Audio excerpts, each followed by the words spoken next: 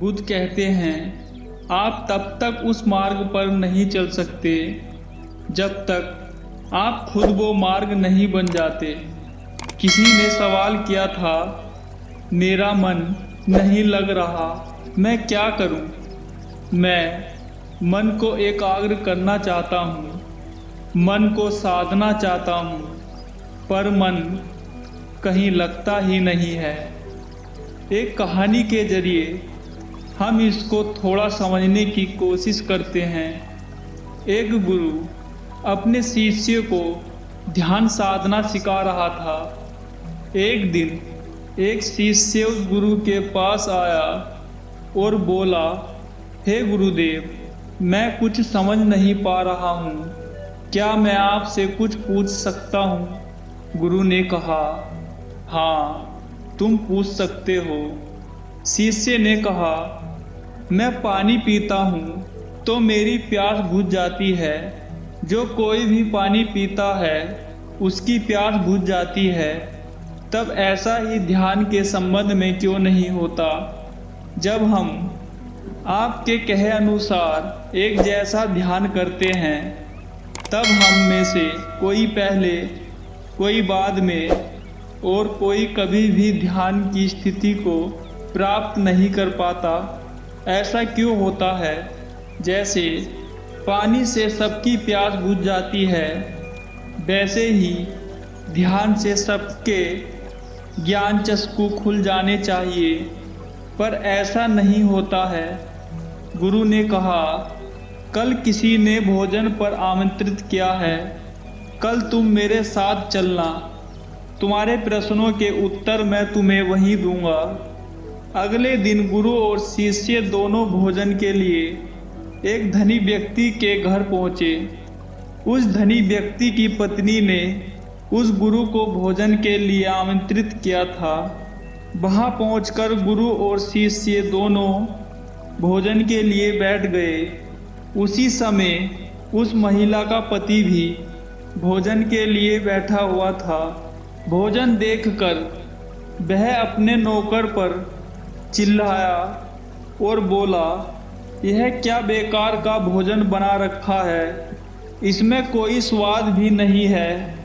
और उसने अपनी भोजन की थाली फेंक दी और नौकर से कहा कि जाओ दोबारा भोजन बनाओ। उस स्त्री ने गुरु और शिष्य से क्षमा मांगी और उन्हें भोजन परोसा। गुरु और शिष्य ने भोजन किया। गुरु ने अपनी थाली में 2 रोटियां छोड़ दी और महिला से कहा, क्या यह 2 रोटी तुम मुझे बांधकर दे सकती हो? उस महिला ने वह 2 रोटी बांधकर गुरु को दे दी।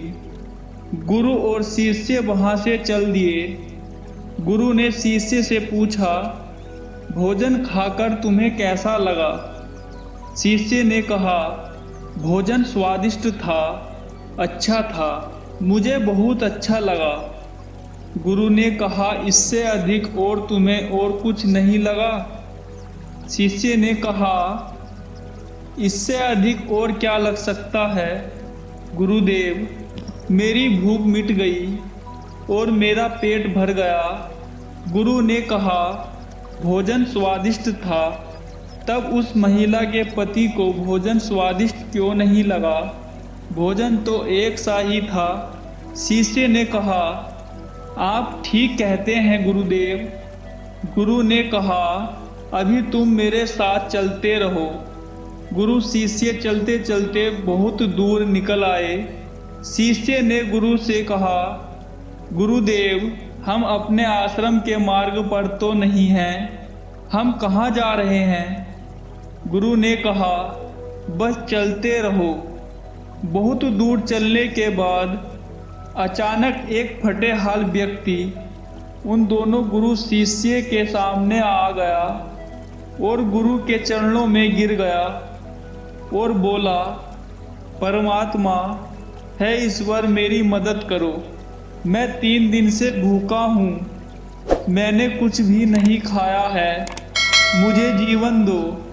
गुरु ने उस व्यक्ति को एक और पेड़ की ओर नीचे बिठाया और अपनी झोली से उन 2 रोटियों को निकाला जो उस महिला ने उन्हें बांध कर दी थी।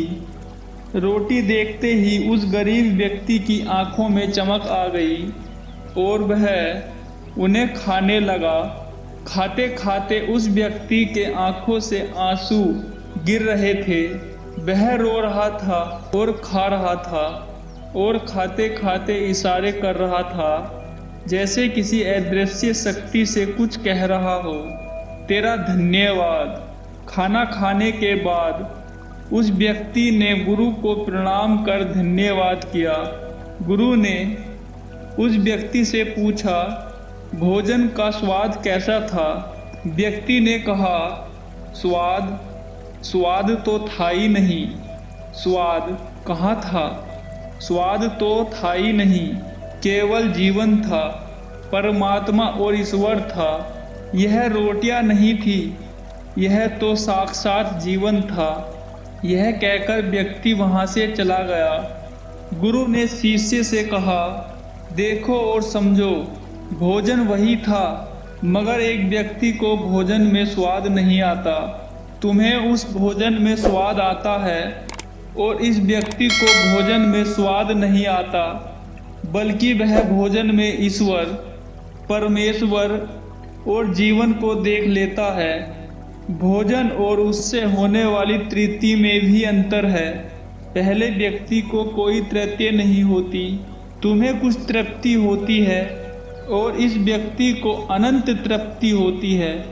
ऐसा ही ध्यान के संबंध में भी होता है। जिसकी जितनी बड़ी प्यास होती है वह उतनी ही जल्दी मार्ग बना लेता है।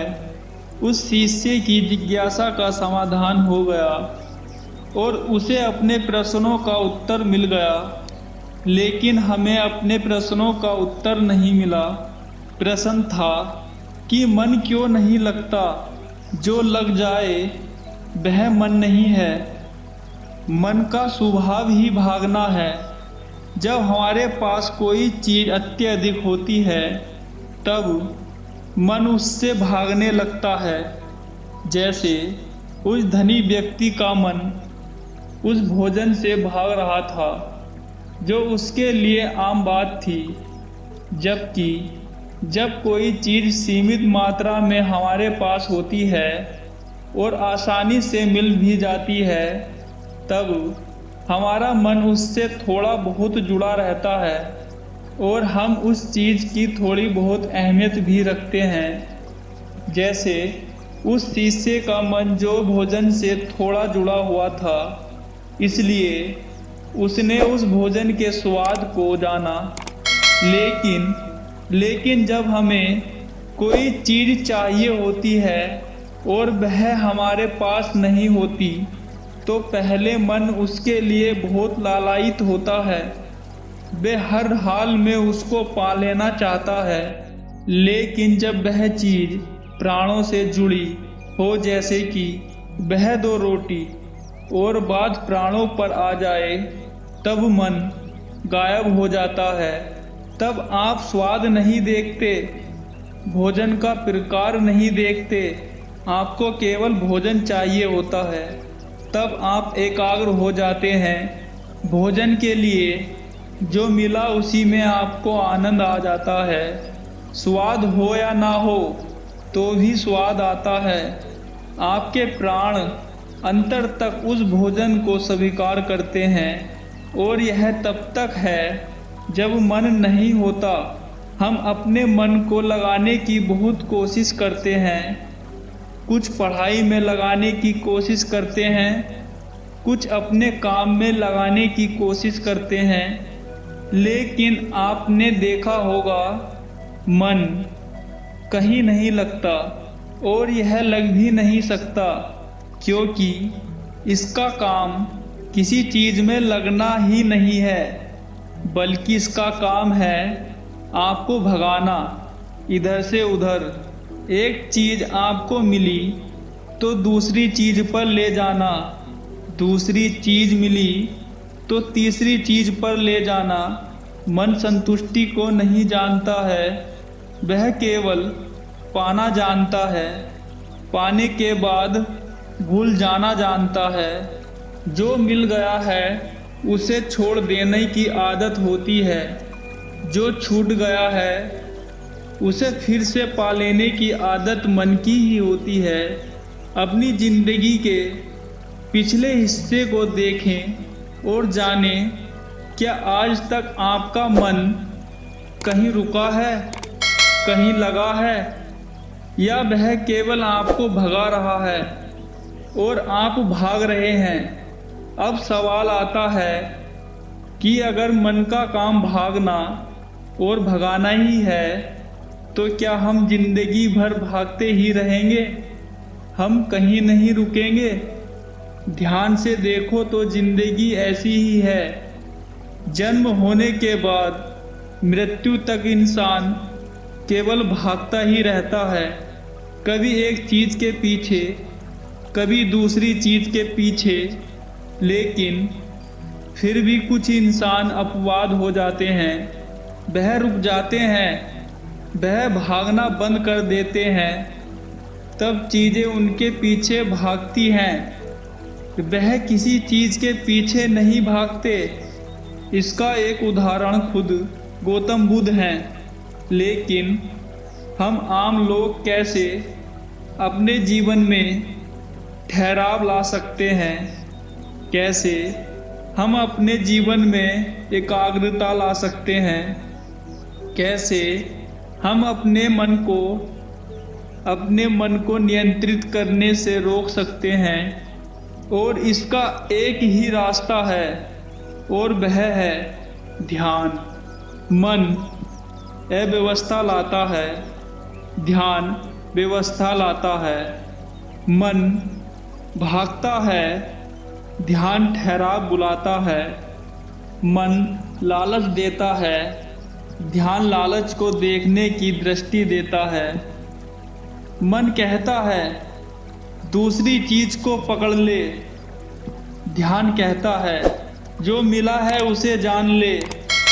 ध्यान एकाग्रता लाता है, लेकिन ध्यान को लेकर भी हम भ्रमित रहते हैं। ध्यान का मतलब आंखें बंद कर बैठ जाने को ही समझ लेते हैं। एक छोटी बच्ची बहुत अच्छी बांसुरी बजाती है और जब वह बांसुरी बजाती है तब वह उसके सुर में खो जाती है और तब उसका मन गायब हो जाता है। उसके प्राण केवल बांसुरी के धुन में ही रम जाते हैं और यही उसका ध्यान बन जाता है। पर ऐसा इसलिए होता है क्योंकि उस लड़की को उस बांसुरी में रस आता है, आनंद आता है। यही उसकी प्रकृति है और वह वही कर रही है जो वह हो सकती है। एक अध्यापक है, जब वह अपने छात्रों को पढ़ाता है तो उसमें खो जाता है। वह अपने प्राणों से उस पढ़ाने का आनंद लेता है, उसमें उसकी रुचि है, यही उसकी प्रकृति है। जब वह पढ़ा रहा होता है तब उसके मन में कोई हलचल नहीं होती। वह ना तो भूतकाल की बात सोचता है और ना ही भविष्य काल की। वह केवल वर्तमान के क्षण में ही रहता है और यही उसका ध्यान है। जो व्यक्ति जो है वह वही होने लगे तब उसमें सोता सहित ध्यान घटित होने लगता है, वह एकाग्र होने लगता है। लेकिन जब व्यक्ति कुछ और होने की कोशिश करता है तब मन हावी होने लगता है, एकाग्रता टूट जाती है और हम भागते रहते हैं।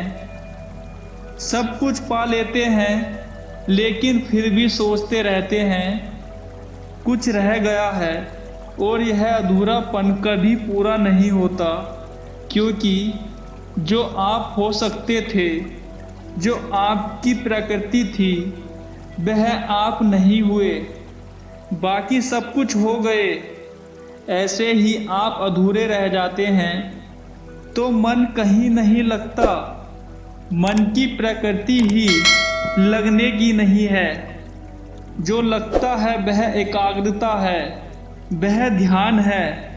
और जहाँ आपको एकाग्रता मिल जाए, समझे कि यही वह रास्ता है जो आपके लिए बना है, जिस पर चलकर आप संपूर्ण हो सकते हैं।